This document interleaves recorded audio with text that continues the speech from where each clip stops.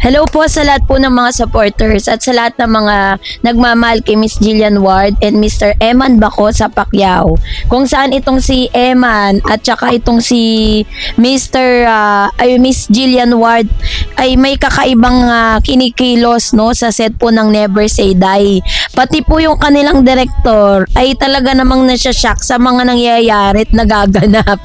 So yun yung pag-uusapan natin maya-maya lang. But before that, if you haven't subscribed yet to my YouTube channel, please don't forget to like, share, and subscribe at hit mo na rin ang notification bell for more showbiz updates. Bago tayo of course magpatuloy sa ating updates for today's video, nais ko pong pasalamatan kayo for always watching and trusting this channel. Thank you so much sa inyong laging panonood at palagi ang pagsubaybay sa mga updates po natin. Maraming salamat po. At eto na, pag-usapan na natin si Jillian Ward. Pero bago yan, syempre, congratulate natin si Mr. Eman Baco sa Pacquiao. Dahil si Eman po ay magkakaroon po siya ng magiging cover po siya ng isang magazine na yan po ay ilalabas. Wait lang. Naglabas po ang ilan sa mga creatives no na kung saan si Eman Baco sa Pacquiao ay magkakaroon po ng first ever magazine shoot. At nakikita nyo po sa screen, grabe, sobrang gwapo ni Mr. Eman Baco sa talagang pang international yung itsura ni Eman na grabe po yung naging reaction ng mga netizen. Sabi dito, pogi pang international model. Sabi niya, Mandy talaga look so wafu. Siguro bagay din kay Eman Pacquiao ang role na si Rizal tapos si Jillian Ward naman ang Josephine Bracken. Why not, 'di ba? Bibili ako ng magazine na yan. I want a copy of that magazine soon. Gwapo talaga si Eman. Very rare ang dating. Kapugian na may bago na siyang shoot model sa magazine. Photo ni Eman. Mataas ang rating ni Eman. Umaapaw pa sa ulap. Congrats, Eman. Ipatuloy mo ang lahat ng dreams mo at pangarap mo. Ikaw ang hero namin. Romance 8:28.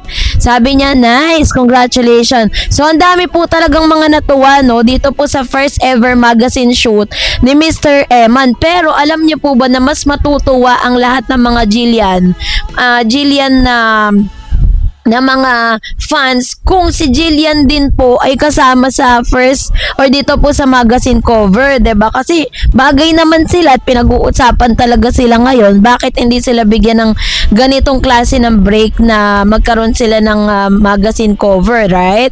So yun yung ating antayin at yun yung ating request, 'di ba? Kasi pag nagkaroon ka niyan, talagang kinikilala ka na talaga. May pangalan ka na talaga sa industriya. So ngayon ito pag-usapan natin kasi congratulate din natin si Eman at saka si Miss Jillian Ward dahil napakataas po ng rating ng Never Say Die mula po nang napanood itong si Mr. Eman no dito po sa nasabing serye at talaga namang grabe yung blessing na umaapaw kay Jillian at kay Eman ha, kaya naman umaapaw din ang kilig na nararamdaman ng ilang mga fans si Jillian at Eman habang pinapanood sila.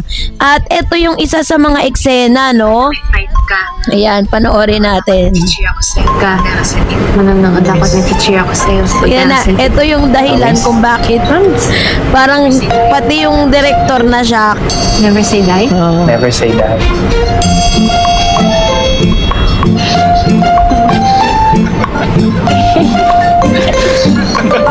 Ang cute, diba?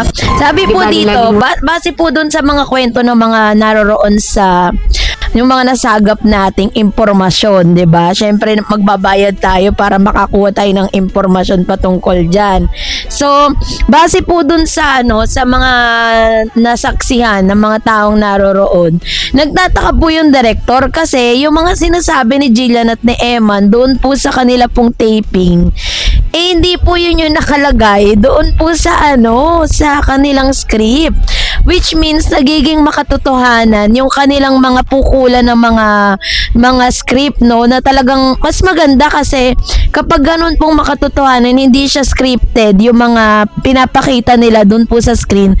Umaabot po sa kabahayan yung kilig, 'di ba? Umaabot doon sa mga audience nila yung kilig na nararamdaman. Aminin niyo, mga BTS pa lang yung lumalabas pero kilig na kilig kayo. Alam ko 'yan dahil habang ako nga 'di ba, pinapanood ko lang talagang nakangiti ako tapos nung pinanood ko pa yung isang video nila na sinabing tayo na tas biglang kinilig si Eman, 'di ba? Doon pa lang talaga makikita mo talagang kahit hindi na sila umamin sa publiko, alam na natin. Hindi na po natin kailangan pang manghula, hindi na natin kailangan pa ng confirmation galing sa kanilang dalawa kasi sa mga gesture pa lang nila, sa mga sinasabi pa lang nila, kitang-kita na talaga natin na ibang-iba na talaga yung mga kinikilos nilang dalawa. And that's really the confirmation dun po sa gusto nating malaman patungkol sa kanila, 'di ba? Biruin ninyo pati mga directors and writers, naghahanap sila sa inyong mga sinasabi nitong dalawang to. Parang wala dun sa script. Pero dahil yun yung makatotohanan, yun yung emosyon nila at lumalabas yung totoong nararamdaman nila, kaya pinapayagan. Kasi di ba may mga director din naman na parang wala talagang script, 'di ba? Hindi kayo bibigyan ng script. You need to find right words and exact script na pwede mong sabihin dun sa sitwasyon. At yun yung nangyayari ngayon kay Eman at saka kay Miss Jillian. Kaya tuloy tuwang-tuwa po yung mga nila doon, yung mga staff and crew. Kita nyo naman, grabe naman yung chemistry nila. Umaapaw naman talaga. Wala naman talagang paglagyan yung kanilang chemistry at walang duda talaga na napakagaling talaga nilang dalawa pagdating sa mga ganitong bagay. Kaya sa ngayon po is maganda po yung nagaganap nangyayari. Pero yun nga, medyo laylo-laylo muna yung mga ibang ang dami kaya nang babash ngayon kay Miss Jillian kasi ang dami-dami daw niya mga lalaki daw na nakapaligid sa kanya, si David Licauco, si Rahil, pati yung Korean actor, tas ngayon si Eman. Na magagawa natin kung yun talaga yung pinag-uutos ng director, may magagawa ba tayo doon? Deserve naman ni Miss Jillian yan. Nakita nyo naman, napakagaling niyang umarte. At yung kanilang eksena ni Eman ay nag-uumapaw sa kilig. Nag-uumapaw. At alam ko po na lahat ng mga nangyayari ngayon kay Eman at kay Jillian, deserve nila yan. Kasi si Jillian, ang dami ng pinagdaanan ni Jillian, iba't ibang mga intriga, kung ano-anong mga paninirang ginawa sa kanya. Mula pagkabata, ngayon talagang grabe po yung pagbulusok, no? Yung kanyang pag-angat ng kanyang career. Nung naitambal siya, nahaba ng panahon na inintay niya, para siyang si Miss Barbie Fortesa. Si Barbie kasi ang dami ng pinagdaan ng love team. Pero mas pumutok yung pangalan niya nung naipartner siya kay David.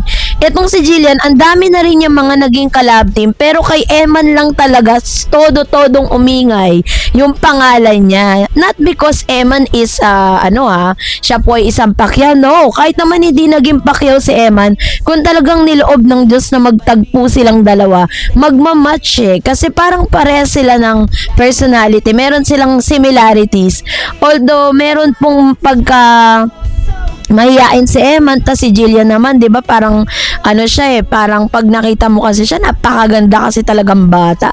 Ang pinaka nagustuhan ko talaga sa kanya, napaka-sexy, ang liit-liit ng bewang, tapos grabe, parang kumakain pa ba siya? Ganun tuloy yung mga sinasabi ng mga tao sa kanya, 'di ba? So anyways, abangan pa natin ang ilan sa mga updates patungkol kay Jillian at Eman. Pero as of now, yan po yung ilan sa mga nakakakilig na balita patungkol kay Eman at kay Miss Jillian Ward. So, congratulations Eman and Jillian para sa inyong napakagandang ginagawa sa inyong serye na Never Say Die. So, kayo po, anong yung saloobin patungkol dito, mag-comment kayo sa comment section. And that's it for today. For more videos and updates, please don't forget to like and subscribe. And please don't forget to follow my Facebook page, Dar Eds TV and Dar Eds Channel. God bless everyone!